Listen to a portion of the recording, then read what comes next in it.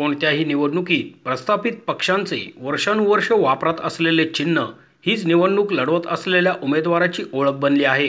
वास्तविकरित्या पक्षातर्फे अथवा अपक्ष लढत असलेल्या उमेदवाराची ओळख त्याचा चेहरा आणि कार्य असायला हवी आणि त्यानुसार मतदारांनी त्या व्यक्तीला मत द्यावे अथवा न द्यावे हे ठरवायला हवे, अशी सुस्पष्ट विचारसरणी घेऊन चेंज इंडिया फाउंडेशनचे अध्यक्ष सचिन दत्तात्रय धनकुडे पुणे लोकसभा निवडणुकीच्या रणसंग्रामात उतरले आहेत।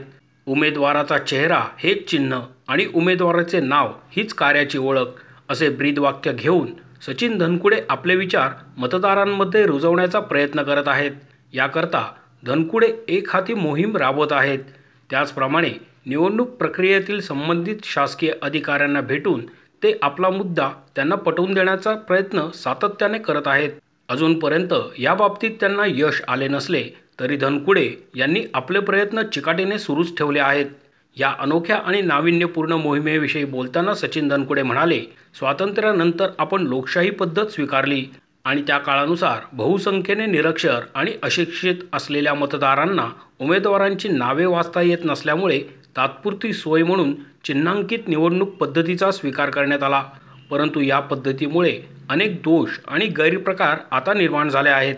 आत्ताच्या आधुनिक काळात बहुसंख्य जनता साक्षर झाली असली तरी चिन्हांवर निवडणूक लढवण्याची जुनीच परंपरा अजूनही चालू आहे।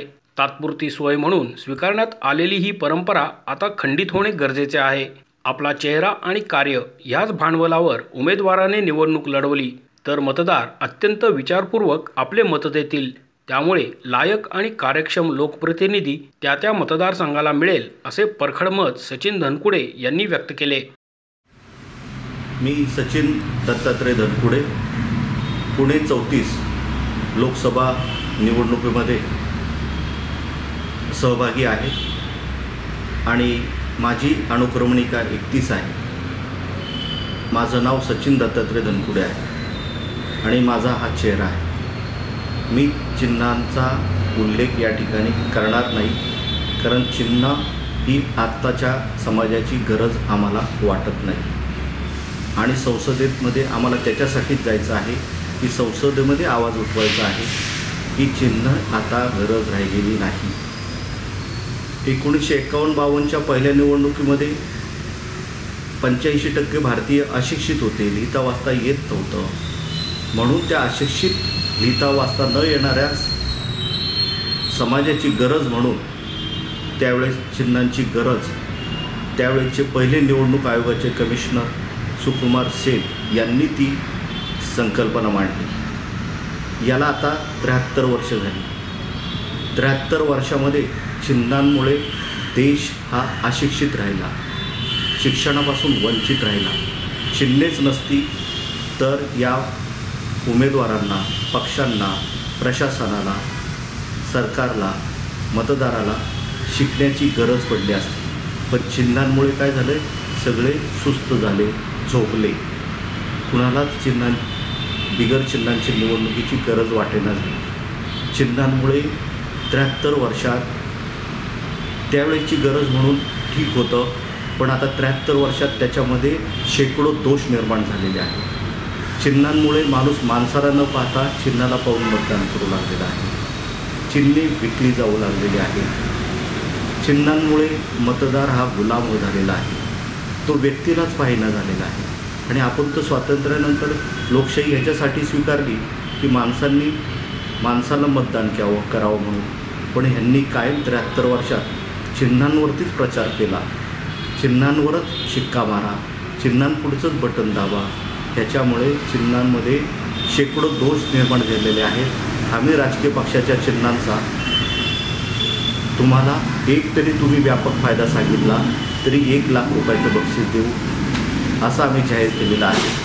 आणि नैतिक जबाबदारी आमची येते की त्या चिन्हांचे तोटे सांगण्याची, तर आम्ही त्या राजकीय पक्षाच्या चिन्हांचे, अपक्षांच्या चिन्हाचे देश, समाज आणि लोकशाहीला होणारे 100 तोटे सांगू। तुम्ही एक तरी फायदा सांगावा, हा जनजागृतीचा प्रकार आहे, उद्देश आहे। त्याच्यातनं आम्हाला हे सांगायचं आहे की चिन्हांमुळे अनेक दोष निर्माण झाले। चिन्हे हटवा, लोकशाही वाचवा, लोकशाही सक्षम करा, हा आमचा मुख्य हेतू आहे। चिन्हे हटवणे ही आजच्या काळातली गरज झालेली आहे। निवडणुकीत चिन्हांची गरज आता राहिली नाही. संसदेत जाऊन याच मुद्द्यावर आम्हाला आवाज उठवायचा आहे. अनेक काळापासून चालत असलेल्या या चिन्ह पद्धतीमुळे देश अशिक्षित राहिला, शिक्षणापासून वंचित राहिला, असा खेद व्यक्त करून राजकीय पक्षांच्या चिन्हांचा एक जरी व्यापक फायदा सांगितला तर आम्ही 1 लाख रुपयांचं बक्षीस देऊ, असे खुले आव्हान सचिन धनकुडे यांनी दिले आहेत. बँक अकाउंटला आपण नंबर देतो म्हणता, का तर सेम चेहऱ्याचे सेम नावाचे लोक असतात म्हणून तर नंबर दिला जातो ना. मग चिन्ह EVN वरती पण उमेदवारांची अनुक्रमणिका दिली जाते, तर तो नंबरच दिला जातो. जर नाव सेम असेल, चेहरा सेम असेल तर अनुक्रमणिका त्याच्यासाठीच बँकेत जशी दिली जाते तशीच इकडे नंबरिंग दिलं जातं.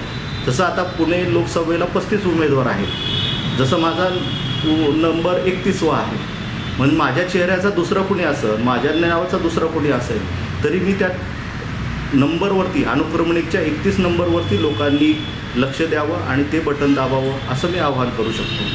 त्यामुळे योग्य पद्धतीने उलट मतदान होईल. आणि महत्त्वाचं म्हणजे पूर्वी 85% 1952च्या पहिल्या निवडणुकीत लोक अशिक्षित होते, आता 85% लोक शिक्षित झाले. आणि हे साक्षरतेचं कशाचं प्रमाण आहे, हे अक्षर साक्षरतेचं प्रमाण आहे.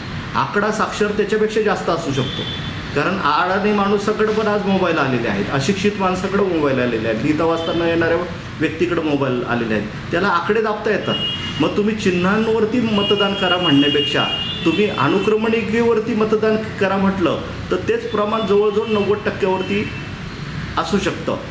त्याच्यामुळे आकड्यांवरती अनुक्रमणिकेवरती मतदान करणं हे कधीही चांगलं राहील.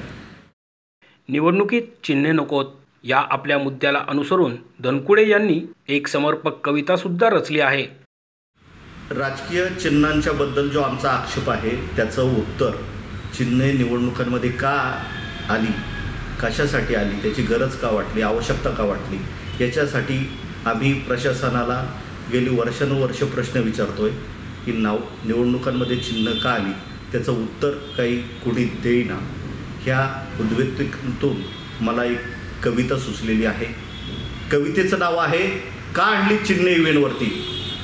का आणली चिन्हे EVNवरती, कोणीही का विचारेना, का आणली चिन्हे EVNवरती. निवडणूक आयोग समजू लागला चिन्हांना आपली प्रॉपर्टी. राजकीय पक्ष भ्रमात म्हणून लागले ही तर आपली संपत्ती. कार्यकर्ते तर चिन्हालाच पाहून हुरळती. चिन्हांनी तर जनतेलाच केली आहे भानामती. ती व्यक्तीला न पाहता चिन्हालाच पाहून बटन दाबती. विचारेल का कोणी का आणली चिन्हे EVNवरती. आहे का एखादे न्यूज चॅनल, न्यूजपेपर, पक्ष, संसदपटू, चिन्हांचा गुलाम, ठेकेदार, प्रशासकीय अधिकारी, कोर्ट, कायदा समिती, निवडणूक आयोग या भारत भूतलावरती जेव्हा विचारेल सांगेल का आणली चिन्हे EVNवरती. नका सांगू कोणाचं चिन्ह कसं काढलं, कसं कसं गोठवलं, का नाही सांगत EVNवरती चिन्ह कसं आणलं. कोणी विचारेल का आणली चिन्हे EVNवरती. कोणीच का विचारेना का आणली चिन्हे EVNवरती. फसवताय कशाला सांगा ना एकदाच जनतेला. का आणली चिन्हे EVNवरती. घाबरणार नाही लाल केलेल्या तुमच्या डोळ्यांना. ऐकायचंय आमच्या भारताच्या देशाच्या कानाला. का आणली चिन्हे EVNवरती, का आणली चिन्हे EVNवरती. मोशी न्यूज नेटवर्कसाठी मोहित शिंदे, पुणे.